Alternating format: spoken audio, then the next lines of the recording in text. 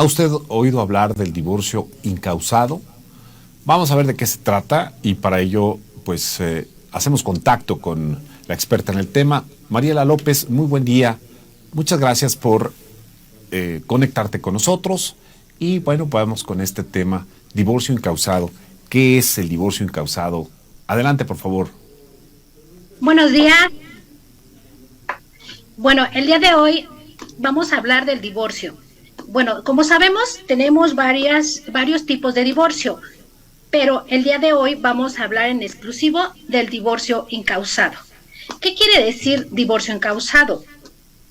Cuando tenemos un vínculo matrimonial y decidimos ya no continuar con ese vínculo matrimonial, no tenemos que tener ninguna causa para poder iniciar un divorcio incausado. Simplemente va a solicitar su divorcio incausado. Aquí el divorcio incausado, ¿qué quiere decir? Que se disuelve el matrimonio, el vínculo matrimonial. Aquí para solicitarse solamente basta que uno de los cónyuges inicie esa solicitud de divorcio. Aquí ¿cuáles son los requisitos que necesitamos para el divorcio incausados? Aquí no necesitamos pruebas, aquí solo necesitamos requisitos. Requisito número 1 es el acta de matrimonio que sea certificada del cónyuge o de los cónyuges, actualizada. Igualmente, si procrearon hijos, vamos a requerir lo que son las actas de nacimiento de los hijos o menores. Aquí, en este divorcio incausado, los requisitos nos pide o nos requiere el juzgado un convenio. Este convenio viene que venir fundado y motivado conforme a nuestro Código Civil. Este convenio, ¿qué va a contener el convenio? Va a contener las medidas precautorias. Vamos a iniciar nuestra solicitud solicitando esas medidas precautorias. ¿Qué quiere decir medidas precautorias? Pues si tuvimos hijos o tuvieron hijos, bueno, ¿a cargo de quién va a estar la guarda y custodia de los menores? Igualmente, aquí vamos a mencionar o pedir la provisional o la precautoria de una pensión alimenticia. Esta pensión alimenticia, tanto para el cónyuge como para los hijos, tiene que solicitarse, si así lo desea, quien está iniciando esa solicitud de divorcio. Bueno, aquí vamos a ya iniciar nuestra demanda, iniciamos nuestro escrito inicial, lo ingresamos ante un juez de lo familiar de primera instancia. Posteriormente, el juez va a revisar esa solicitud de divorcio. Si nos está dando todos los requisitos quien está solicitando ese divorcio incausado, e inmediatamente el juez va a emplazar al demandado. Si por una circunstancia el demandado no llegara a contestar esa demanda, se va a dar por hecho todo lo dicho dentro de nuestra solicitud. Por eso es recomendable que si usted es demandado, o más bien dicho, le están solicitando el divorcio, debe contestar ese divorcio. No porque igualmente ya si quiera divorciar, no va a contestar. No, Oye, aquí es recomendable. Abogada, y si no hay demandada ni demandado, si hay voluntad del divorcio, es decir, si los dos quieren ya divorciarse, ¿qué pasa? Aquí es mucho más fácil, porque si los dos están de común acuerdo para ese divorcio, bueno, se va a ingresar esa solicitud de divorcio inmediatamente en la primera audiencia, que se le llama audiencia de avenencia. En esa audiencia se firma el convenio que ya se adjuntó en nuestra solicitud. El juez solo va a percatarse de que efectivamente los cónyuges están de acuerdo en llevar a cabo ese divorcio. Esa audiencia de avenencia, ¿qué quiere decir audiencia de avenencia? Que todos los cónyuges tienen que pasar por esa audiencia de avenencia. El juez tiene la obligación de platicar con ellos y ahora sí que lleguen a un acuerdo si están definitivamente ya decididos a ese divorcio o aún pueden todavía continuar con su matrimonio conyugal. ¿Cómo se decide la custodia, Mariela? Aquí la custodia, si están de acuerdo o están de común acuerdo, ellos van a decidir si se queda con la progenitora o progenitor. Pero si no están de acuerdo, siempre se apega más a cuando los menores están con el cónyuge. Vamos a pensar en este caso, los menores están con el progenitor. Y entonces quien inicia la solicitud de divorcio es la progenitora. Entonces la progenitora solicita que se le otorgue la guarda y custodia, pero sin embargo la guarda y custodia la tiene el progenitor en ese momento. Entonces el juez no puede violentar el derecho del menor, no va a darle la guarda y custodia a la progenitora en ese momento, va a tener que llevar a cabo el proceso y ya en la audiencia inicial el juez va a decidir si regresar a esos menores con la progenitora o los menores van a continuar con el progenitor. ¿Se requieren recursos económicos y si no los hay y se quiere divorciar, qué se puede hacer? Ok, aquí esta parte es muy, muy interesante. Muchas ocasiones hay parejas que continúan el vínculo matrimonial porque no tienen recurso económico. Ya no nos debe de preocupar o no les debe de preocupar el que no tengan un recurso económico. Aquí el Estado tiene lo que se le llama a los defensores de oficio. Hay una defensoría de oficio en todos los estados. Entonces pueden acudir a la defensoría de oficio de su estado y solicitar un abogado. Y ya este abogado los va a asesorar y bueno, les va a iniciar su solicitud de demanda de divorcio. ¿Ante el juez de primera instancia, como le llaman? Sí, ¿ante qué aquí autoridad? se va a iniciar esa solicitud de demanda ante un juez de primera instancia, que es un juez de lo familiar. Oye, licenciada, ¿y si no hay hijos, se puede pedir pensión?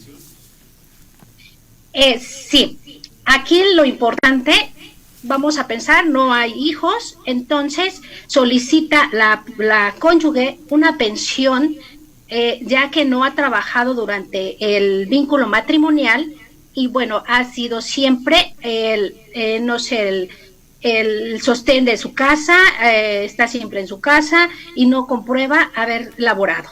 Aquí, por ley, le corresponde una pensión alimenticia por todo el tiempo que estuvo ahora sí que en matrimonio con su cónyuge. Y pues aquí le va a dar una pensión de acuerdo a los años que se haya encontrado dentro del matrimonio. Ya en el proceso, abogada, si ella no sabe dónde vive él, no lo ubica, ¿qué tiene que hacer la autoridad para que esté enterado del proceso de divorcio? Aquí nuestro código civil, nuestro código civil federal, nos da ese artículo, ese fundamento. Si usted no sabe dónde se encuentra su cónyuge, muchas de las ocasiones se van del país y no se divorcian y dejan a la cónyuge, y la cónyuge tal vez quiere contraer nupcias de nuevo y no se puede casar porque no encuentra a su ex cónyuge o cónyuge actual, anterior.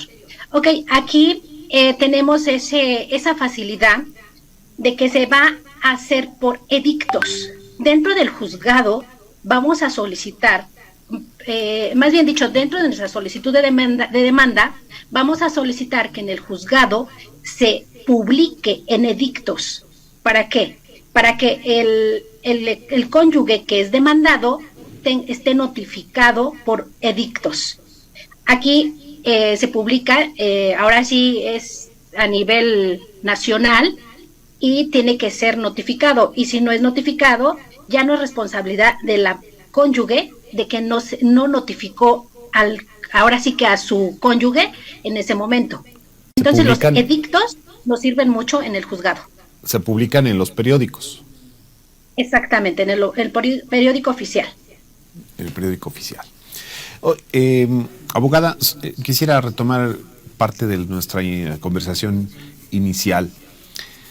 En el tema de que pudiera llegar al divorcio en dos personas que ya están de acuerdo en divorciarse y que están de acuerdo en la guarda y custodia, bueno, pues no hay mayor problema. Pero retomando el asunto de la guarda y custodia, y custodia, perdón. ¿De qué depende? ¿De qué elementos depende quién se va a quedar con la guardia y custodia de los hijos? ¿Qué elementos hay que presentar ante el juez para que alguien se quede con la guardia y custodia de los hijos? Aquí, para poder seguir con la guarda y custodia de los menores, es necesario mencionar dentro de nuestra solicitud o dentro de nuestra contestación, ya que si ya sea el demandado o sea el actor tiene la guarda y custodia y requiera seguir con esa guarda y custodia, tiene que comprobar cuánto tiempo ha tenido esa guarda y custodia con los menores. Entonces, por ende, igualmente tiene que presentar todos los gastos que ha hecho y quien no ha aportado la pensión alimenticia a los menores. Aquí es muy importante que el menor siempre va a tener una protección del juez. Aquí el juez va a pedir la escucha de los menores. Esto se hace en audiencia, pero en privado junto con un perito. Y ese perito va a determinar si el menor está protegido y está bien en guarda y custodia de ese progenitor, ya sea del progenitor o progenitora. Y entonces aquí el juez decide si en ese lugar donde el menor está hasta el momento va a continuar con la guarda y custodia o la va a cambiar al otro progenitor. Es un asunto que pues puede generar polémica, porque una cantidad muy importante de mujeres en este país no trabajan y no tienen forma de demostrar que de alguna manera pues mantienen al niño o a la niña, ¿no? Entonces pues es casi siempre que el progenitor pues se queda con la guarda y custodia. Pero bueno, ¿influye la decisión del menor en relación a quererse quedar con el papá o con la mamá? ¿Influye su opinión en el juicio? Sí, aquí el menor, si tiene 12 años, él ya puede decidir si quedarse con el padre o con la madre. Aquí no lo pueden obligar, aquí prevalece ahora sí que el interés superior del menor. Aquí siempre se le va a tomar en cuenta al menor. Así siendo un menor de 3, 4 meses, el juez siempre va a pedir, o no siempre va a pedir, pero si se le solicita que tenga la escucha del menor, el juez se encuentra obligado a tener esa escucha del menor, así sea un bebé.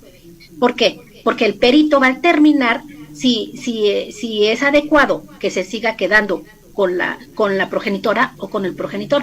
Y aquí, en relación a lo que menciona, que muchas madres o progenitoras no tienen un trabajo fijo y por ende no se pueden quedar con los menores, eso es falso. ¿Por qué? Porque aquí no se está viendo una situación económica, sino se está viendo el derecho del menor. Entonces el menor no se le debe violentar ese derecho. Entonces, si la progenitora no comprueba ingresos, el cuidado de los menores, el cuidado del hogar, el cuidado de todo lo que conlleva a los menores, eso también cuenta. Entonces ella aquí va a solicitar una pensión alimenticia para ella. Entonces el progenitor debe otorgarle una pensión alimenticia tanto a los hijos como a la progenitora. Bien, muy bien, aclarado el asunto. Pues muchas gracias, abogada, por esta explicación del divorcio incausado. Y si queremos contactarla, si alguna persona en la red quiere ponerse en contacto con usted, ¿en dónde, por este tema o por otros más, en dónde la podemos localizar, abogada? Me pueden localizar ahora aquí en Abogados Firma Jurídica López. Mi teléfono es 55 20 38 32 28. Ahora sí que firma Jurídica López. Nos ubicamos en Singilucan, Hidalgo, o sea que es en Tulancingo, en Estado de México, Ciudad de México, y bueno, a donde nos llamen, ahí estamos. Pero bueno, para finalizar, solamente les quiero comentar que cuando ya está el divorcio y ya tenemos nuestro divorcio, ya tenemos la sentencia, tenemos que solicitar siempre, tanto si no lo hacen los abogados, entonces lo tienen que hacer los solicitantes, los excónyuges, tienen que solicitar su acta de divorcio, y esa acta de divorcio la tienen que llevar al registro civil donde el juez la envía. ¿Por qué? Porque si usted no hace ese trámite, es como si no estuviera divorciado. Entonces, ese trámite. ¿Cuánto dura más o menos este divorcio? ¿Cuánto tiempo en promedio se puede llevar? Dependiendo, desde luego, el pleito que traigan los cónyuges o de qué va a depender. No, aquí en el divorcio encausado, inmediatamente cuando ingresa esa solicitud de divorcio, no sé, 3, 4 días tenemos ya esa solicitud en el juzgado, e inmediatamente, si todo está bien, el juez va a determinar el emplazamiento. Se emplaza mínimo 15 días, máximo en un mes ya está el divorcio encausado. ¿Le ha tocado como experiencia, como anécdota, abogada, que llevar algún caso en el que pues ya prácticamente está todo nada más para la firma y se arrepienten los que se van a divorciar?